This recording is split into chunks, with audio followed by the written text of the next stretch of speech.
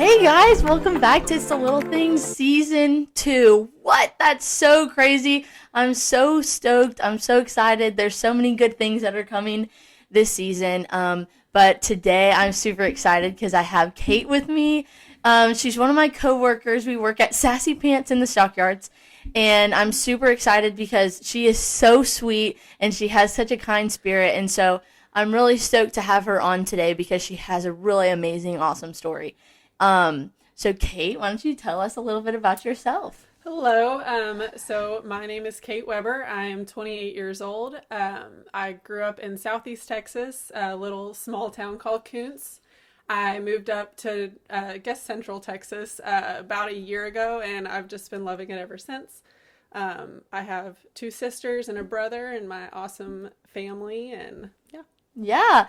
So Kate is really awesome. She's really sweet, as you can tell. She just has a really kind spirit about her. And so we met at work, and we kind of just got to talking one day, and we were working by ourselves, which we had both not done before. So we were just learning as we go, which was super fun. But we kind of got to talking, and we ended up talking about a lot of stuff that was kind of personal to us. And it was really crazy how fast you can connect with someone you barely know. And so it was really cool. She talked about a lot of awesome stuff, and I'll let her share about her. And, she is wearing a pretty awesome sweatshirt right now. She has a nonprofit organization called Kate's Cause, and I'll let her talk about that herself for a minute. So when I was 25 years old, I was diagnosed with a rare type of cancer. It's called embryonal rhabdomyosarcoma, which is a soft tissue sarcoma. A lot of people haven't heard of them, and it's actually mostly found in children. So at 25 years old, they were like, you're old to have this, which 25 years old and getting diagnosed with cancer, like, you just don't think you're old to hear that. Mm-hmm. But because of that, I had to go through a lot of fertility preservation, which a lot of people don't know. If you do in your early 20s, you need to have that done, or else you're likely not going to be able to have children. Mm-hmm. I'm very thankful that I had family and friends that were able to help me with that. And so I was able to go through it, but it's very expensive. Insurance doesn't cover it. So I started Kate's Cause to help women pay for that fertility preservation. Yeah, that is one of the most amazing miracles because like you said, when you're young, you do not, that's the last thing you expect. No, you don't plan for that. No, and that's what's crazy to me is, the whole reason that I started this podcast was for people to be able to talk about the situations they've gone through and how they got through it, because you never know when your story is going to change somebody's life. And it's so crazy because she's going through this and you had gone through this and you started an organization. And I was reading 1 Samuel the other day, and it was talking about Hannah, which was Samuel's mom. She was barren. She could not have children.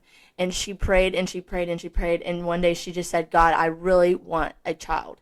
And she got pregnant, and she had a son at kind of an older age. And she said, when I have this son, I'm going to give him to you. And I was like, what on earth? Like, how on earth would you take your son and give him? So she took him when he was born and weaned off, took him to the temple and gave him to the priests so that he would work for the Lord. And that blew my mind. And I was talking to my dad, and I said, how, like, in this day and age, how would you do that? You wouldn't be able to. What are priests going to do with a baby? But then I was literally thinking about this last night before bed, and I said, oh my word, he's not telling us to just give a baby to the priest. He's telling us the situations that you go through, when I give them to you and I work with you through them, that's when you use them for him. And I was thinking about how you took your situation where people could take it as just this huge negative. And like, it honestly, it sucks. It's hard. It's horrible. And I'm not downplaying that at all. I'm just saying, like, you took that horrible, sucky situation and you turned it into something that glorifies God, and it helps other women that are going through that. And so I praise you for that, of course, because that's insane. That's crazy. And that's such a cool thing to do. Like, a nonprofit organization at 28 years old. You are a cancer survivor and you are awesome. And like, if somebody meets you, you would never know that you had ever gone through something like that. And that's pretty crazy. Well, thank you for saying that. I really do appreciate that, because that is a huge thing for me is like I really tried to stay positive through everything and really keep my faith, and I think it grew my faith more than I would have ever been able to without going through something like that. And it just shows that you really can turn something extremely negative and just at the moment like life crushing into something that really has been the best part of me now, is being able to create that and being able to help people and show people that because you're going through something bad doesn't mean you can't turn that into something even better than what you had before. Right. Yeah, I love that. So we just started a new thing on the podcast, Mustard Seed Moments, and if you haven't heard about it, go check it out on Instagram and send yours in. And which is cool because the other day at work, I was like, oh my goodness, what should I name this? And she was like, I don't know. And so I texted my aunt and I was like, what do I name this? And she said Mustard Seed Moments, and it was absolutely brilliant. And we were kind of both like, how the heck did she come up with that? But anyways, Mustard Seed Moment is basically, it's kind of a lot of different things to me. So what I take Mustard Seed Moment as is, what was that little leap of faith or something that you had that has grown your faith and thin? And I have an episode about faith the size of a mustard seed. So if you haven't watched it, go check that out because this will be a really good premise for what Mustard Seed Moments really is. But basically, Mustard Seed Moments is something that you've gone through or something that you have that your faith has just blown up from there. Like, it's just gone crazy. It's gone wild. And so I'm basically, what is your Mustard Seed Moment? I think my mustard seed moment was just like, it's probably kind of a big moment. I don't know that there was like one little spot, but like just having the support that I had with my family and friends to get through it, to get through what I went through, especially like when it does come time for me to have kids. My twin sister, I don't even know if I told you that I have an identical twin sister. Yes. She's going to be my surrogate, and like just little things like that were put into my life. And I realized how truly blessed that I am. Just made me want to grow faith in other people and be that person that can help other people, like for people who don't have the support that I had. Yes. No, for sure. I think, well, first of all, that is the coolest thing, that to have an identical twin. Like, yeah. I can't even imagine that. Like, what is that even like? Like, are y'all pretty similar personality-wise, or? Yes and no. Like, it's funny, like, hearing a recording of myself, I'm always like, wow, that sounds like Jenna, my sister. But I feel like a lot of ways, yeah, we were pretty similar. We can finish each other's sentences, and we showed up to Christmas in the same like pajama pants this year and didn't even plan that. And so a lot of like weird things like that, but we are different in some ways. I'm probably a little bit more outgoing and like to go and do. She is too, but that's probably the biggest difference in us. Yeah. So but that's kind of crazy, like, that through all of this, and then that she's going to be your surrogate. Mm-hmm. That's pretty cool that you have an identical twin to do that. Like, that's kind of like, you kind of can, this is going to sound weird, but you can kind of see yourself as if you're being pregnant because you guys look so much alike. Yeah. That sounds really weird to think about, but that is but that's really cool that you have a sister to do that, because that's a pretty big deal. Yeah, I mean, not that like this matters, but it's like if anybody's going to have this, I'm glad it was me, because I have the best situation if it's going to happen to anyone. Right. My life doesn't work that way, but I like to think about right. that. Yes. No, I do. I agree. Well, another cool thing is, well, why don't you tell us about your horses and all that jazz? So I didn't get raised technically like in a Western lifestyle. My parents put me in riding lessons when I was in like 4th or 5th grade. I loved it. My sister and I both loved it. We ended up getting horses. I bought my own at 14 years old, like with my own money that I saved up, and had some really awesome people that really just took me under their wing and showed me the rodeo lifestyle and helped me have a pretty successful career in high school and college rodeoing, and I still continue that today. And I broke my leg 2 years ago, so that kind of set me back. I'm just started running barrels again since that, and really looking forward to getting back to it, like really hitting it hard again. Yes. I when you were telling me that the other day that you rodeo and everything, I think that is so cool, because not once have you let your situation in the past limit you to what you can do now. No. And I think that's awesome. Yeah, I actually continue to ride mostly my old mare. She's the one that's pictured on my logo for my nonprofit. that kind of kept me sane, I think. Like, and my mom worried about me so much, like, just wanting me to rest, but I really had to keep going, or else, like, I don't know, I don't think mentally I would have handled it as well. I didn't rodeo during that time, but as soon as I finished, I started running barrels again.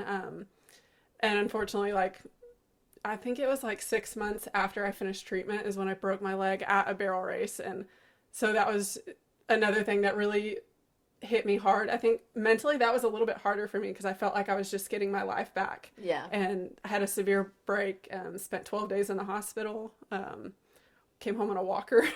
Yeah. No. And so it was hard, but again, just realizing that I can get through that, and that's just one little minor setback, and things are going to get back to normal again. Yeah. No, it's a really cool thing because a lot of times, at least for me, like when something happens, I let it kind of affect my whole mood and how I like am treating life. And I think it's cool to look and just be able to see you and how you've taken that, and you were just like not gonna let it stop you at all. And I think that also says a lot about your faith too, because not once did you sit and like, I don't want to say sulk, but that's what I do. When something happens to me, I will sit and I will sulk. But you didn't, and you didn't let it affect you, and you turned all of that negativity and everything into a nonprofit to help other people, which still blows my mind. And to everybody, I'm going to have her website and everything linked on my link tree in my bio on my Instagram, and I'll put it in the comment section of the YouTube channel and everything, so y'all will be able to find it.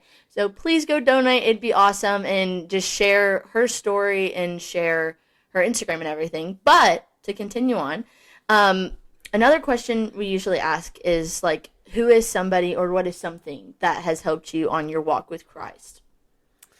I think the biggest thing was just getting through it and keeping my faith. I've always been a Christian and gone to church and things like that, but I wouldn't say like I had a really deep-seated faith, and just getting through everything that I have really helped that for me.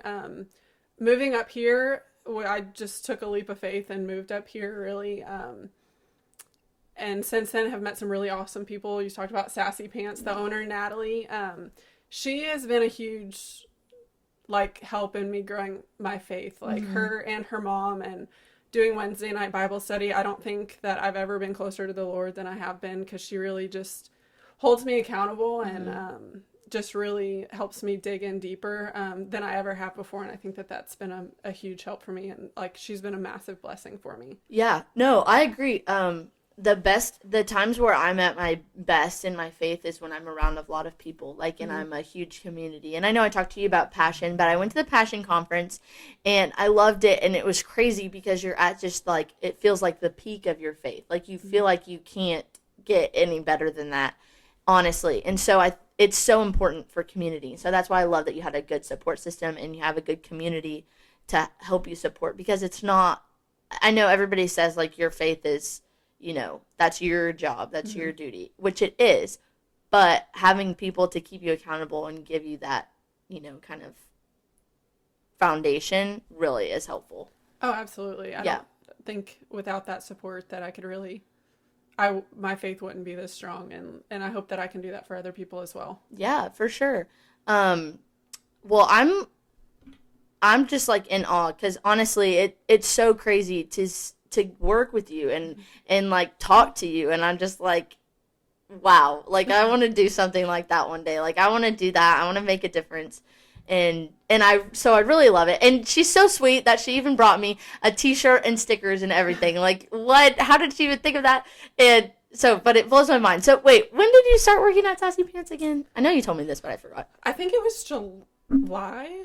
Maybe I could be lying to you. I was just supposed to go in and help for a few weeks. A few girls had taken other jobs, and so they weren't going to be there, and she just needed some extra help at the store. But I love Natalie, and I love the store, and so I love everybody that I've met there too, working with, and just like the people that come into the store from all over the place to the stockyards. Yeah, I like it too. You meet so many interesting and awesome people, and everybody that works there, I just like feel like I get along with, and it's really fun, and you learn a lot of new things.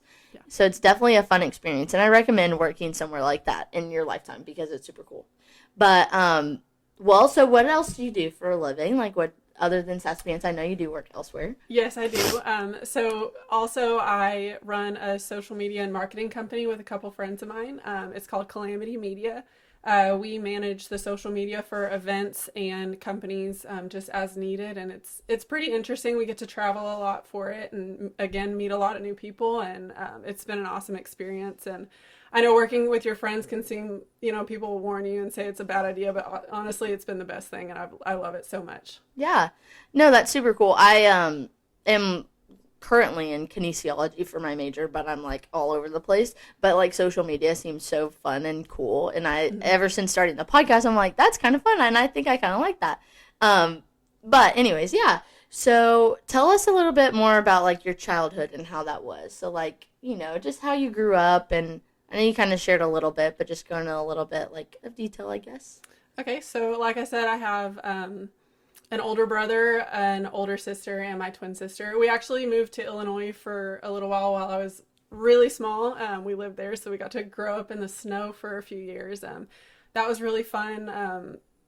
Yeah, I mean, just hanging out with my siblings and the neighbors while we were there was really cool. And then moving back to Texas, I remember not being really excited about it when I was first told about it, but now looking back, like so glad we did.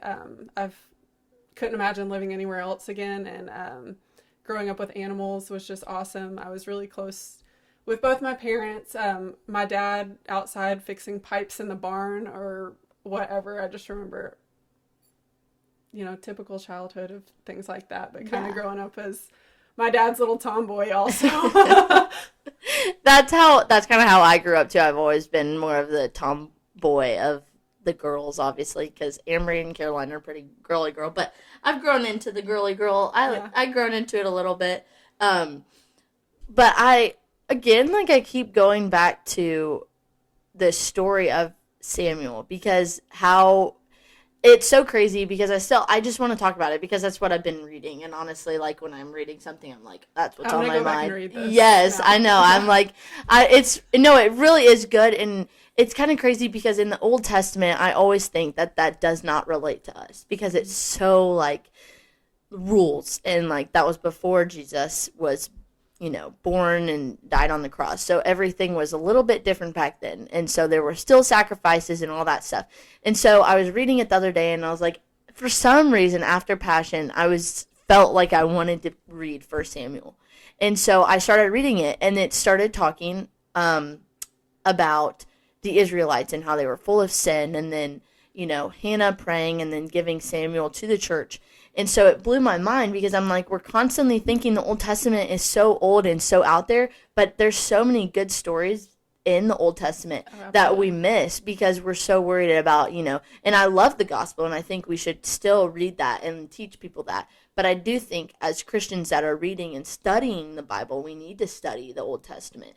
And First Samuel actually blew my mind. And I'm only in the first 10 chapters, but I'm still crazy because I was reading it, and another point was when Samuel was living with Eli, and Samuel kept hearing the voice of God calling out his name, and he thought it was Eli, and so he kept going to him. And then finally Eli was like, no, when you hear that again, answer him, because that's the Lord talking to you. And so Eli did. And so I took note that saying the only way that we're ever going to actually hear the Lord and understand what he's calling us to do is if we actually are searching for what he's telling us.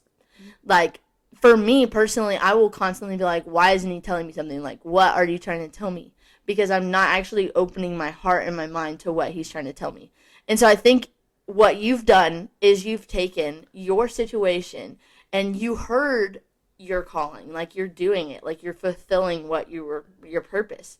And so I think it's awesome that you have opened your heart and your mind, and you're screw cancer, honestly. Yes. Screw cancer. Yes. Where you're kicking it, you kicked its butt, and now you're using it to just go into this next chapter of your life, and you're using it to help other people, which absolutely blows my mind, because there are so many people out there that are probably going through something, and your story could completely change somebody's life.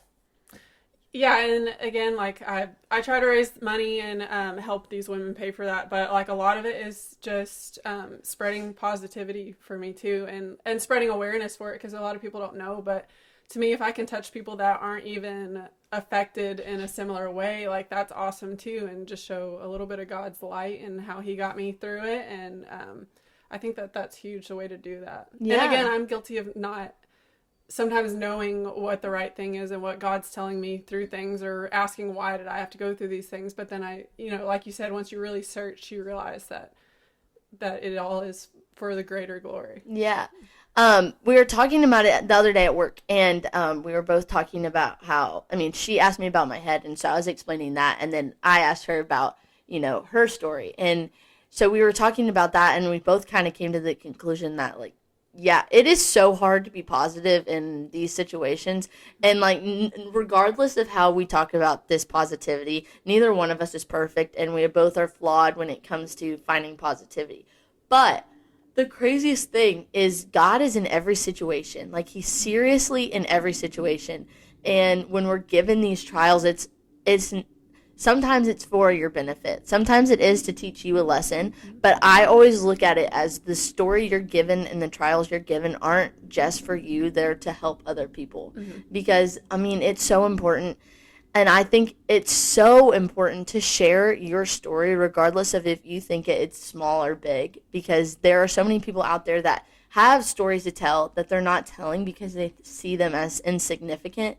But I wish that people would have shared their stories more when I was growing up, and I would have felt more like welcome and, that I wasn't just all alone, Well, everybody wants to share all the good times all the time, and I don't see anything wrong with that. Like, of course, you don't want to just hear about all the bad times, but it is hard to relate to people, and you think that so-and-so has this perfect life and everything's going right for them, and you're not on that same timeline. I struggle with that a lot. Like, I'm 28 years old and still feel like I'm trying to figure out my life. But I don't know, you really realize that everybody is going through something, whether it's the same thing or something different. Their struggles are important too, whether they look smaller or bigger than yours, and everybody is going through something. Yeah, I 100% agree. I think something that's hard for me is, and I've talked about this before, is like celebrity influencers. I look at them as like this other realm of people, and it's so crazy because my dad's always like, they're just regular people, and I'm like, yeah, they're regular people that have a lot of followers, but when you really think about it, they are regular people who also have a story, but they seem so out there. And so that's what I think sometimes we try to do, is put this persona on because we're like, what are people going to think? Yeah. What are people going to say? What are people going to do this? The thing is there's going to be more positive outcome to you sharing your story and how God has helped you than there is going to be negative.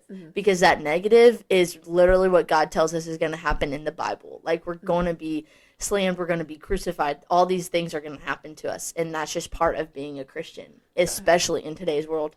Oh, I get so nervous, like, sometimes, because I'm almost 3 years, I guess June will be 3 years since my last treatment, and I still share things, and sometimes I get a little bit self-conscious. I'm like, do people really want to see this? Am I just like that girl that's just sharing this? And it really isn't. It's for me to look back on. I am so proud of, like, the past 3 years of, like, what I've done and overcome since then. And I just hope that me sharing that is like a positive thing for somebody, not something annoying, not just to get likes or whatnot. Like, it really is just to share the struggles, and that there are struggles, and things get better, and, you can make good things out of it. Right. Yeah, I agree. I struggle so much with posting on social media and feeling annoying. Yes. And I'm like, why do I feel like this? It's totally Satan's way of trying to get us to not share our story. Like, that's what I try to look at it as, because it's like, sure, this is so funny. I lost so many followers when I started my podcast. Really? Yeah. How crazy is Yeah, how crazy is that? And I was so self-conscious, like, I was so upset because I was like, this is so backwards. But it made me realize all the people that I saw as my friends aren't like as close as I thought I was with them, obviously. Yeah. Because people started unfollowing me, and I was like, you know what? I don't need that toxicity in my life anyways. And like you said, that is the devil, because you're sitting here sharing the Lord's word and the good things in life. that come from that, and I just can't believe that's just the devil. Yeah, He's no, trying to tell you not to do it. But. exactly. So I had to always be like, you know what, whatever. Like I don't care, because the thing is like my dad always tells me, if you reach one person with this podcast and that's all you reach, that's all that matters. And so I constantly am like, okay, that's all that matters, because honestly, I worry so much. I'm like, am I really doing all this, putting all this effort in for nothing? And I'm like, those negative self-talk, the negative things, and thinking I'm annoying on social media is so dumb, because that's literally what Satan is telling me. Like, that's not God. God is never going to say, like, oh, you're spreading my word? Yeah, that's annoying. Well, and in the Bible, it even talks about, like, it's not going to be the popular way. Right. Like, you're going to go through some hard times because of it. So, I mean, to me, it's just also showing you that you are on the right path, and that it is going to not always be easy. It's not always going to be fun. No, it's so crazy how when you're doing the right thing, it can feel so weird. Yeah. Like, it's like growing up, you wanted to just kind of fit in, and you kind of just want to go with the flow. And then you get to an age where you're like, that's not fun. Yeah. I want to stand out. I want to be sticking out like a sore thumb. And which comes with some issues. But that's just insecurities talking. But it does blow my mind, like you said. Like, that's straight up Satan saying, like, you're annoying. Yeah, it is. It 100% is. One of the things that I always have issues with my friends, and they'll probably send me a text telling me that say this all the time, but I'm always like, am I annoying? Like, am I annoying you? I do it so like you're the same much. Person, and that is me. It's just so funny because I'm almost 10 years older. Yeah. You know, like, and that's crazy to me, but I see a lot of myself in that. Like, it's just, I don't know. Like, I want to be, even to my best friends, I'm like, gosh, like, they send a text that seems just slightly different because they're busy or something, and I'm like, do you hate me now? Yes, I do that so much. Oh my goodness! Like, last year, my freshman year of college, all my friends, because they were all pretty new, so I didn't know them that well, but they were like my buddies. They were my besties, and I was talking to them, and I was like, do y'all hate me? Like, seriously, like, do y'all hate me? Like, am I being annoying? And the more I ask that, the more annoying I think I am. So I actually do need to stop asking that, but I'll still text them like, hey, are you mad at me? Like, do you hate me? Like, it's so stupid, because that's literally Satan's way of trying to get in your head and make you insecure. But it's so crazy that I continue to do it. And it goes into every aspect of life, though, because every time I'm thinking, oh my word, I'm annoying, I'm just going to stop, I'm going to be quiet. That's his way of silencing you. And I'm seriously thinking, wow, all the times that I've missed an opportunity because I've let my insecurities from him get the best of me. Oh, for sure. I mean, I can just think of, like, one of my friends, Brandy, who I also work with. She's one of my best friends. She'll be like, Kate, that is just something in you that you have to get over. We don't hate you. Like, you're going to have to get over that. But no, I don't hate you. So thankfully she's like, I don't hate you. I'm going to let you know that I don't hate you, but also, like, you got to get over this. I like, know. It's just something that you have to work on, and it's hard, and it is something in us, and it's the devil, like, trying to work or silence us, I think. Right, yeah. Wow, 100% agree. I think it's really crazy, because one of the things I've realized the most is Satan doesn't work in these huge, like, boisterous ways. Like, it's these little things in your life that he slithers his way in, and that's how he gets you. Yeah. Like, it's crazy. It's not some red flashing line that says, hey, this is a temptation, don't do it. Like, it's just little things that you become a habit almost. And now I'm like, what? Because I really didn't realize how bad this was until now, because I just thought it was something like, you know, it's trust issues from bad friendships in the past. But honestly, at this point, there's no excuse, because my friends have literally never given me a reason for me to think that they hate me. But for some reason, I still think that. Anyways, yeah, thought that was funny to share and add, because they're probably thinking that, because I think I asked them that literally the other day at Passion. I looked over at Maddie, and I was like, are you mad at me? And she's like, no, why would I be mad at you? I was like, I don't know, you're just acting different. Like, what? Yeah, it's just the slightest different. I mean, it's just, I think that's in any insecurities. Oh, shoot, a big one of mine is speaking in front of people, and I was so nervous coming over here to do this, so I'm sure you could hear it in my voice for a while, but I think, again, that's just the devil trying to hold me back from sharing my story and the word. And I think it is important that I figure it out and learn how to talk in front of people. And I'm not going to reach people if I don't do it. So, like, that's a huge, like, probably one of my biggest fears that I'm just going to have to get over because of what I want to do. I want to be different and I want to stand out. And that's how I think I'm going to have to do it. It's real. You know, it's really funny. I actually hate talking in front of large crowds. Like, I hate talking in front of people.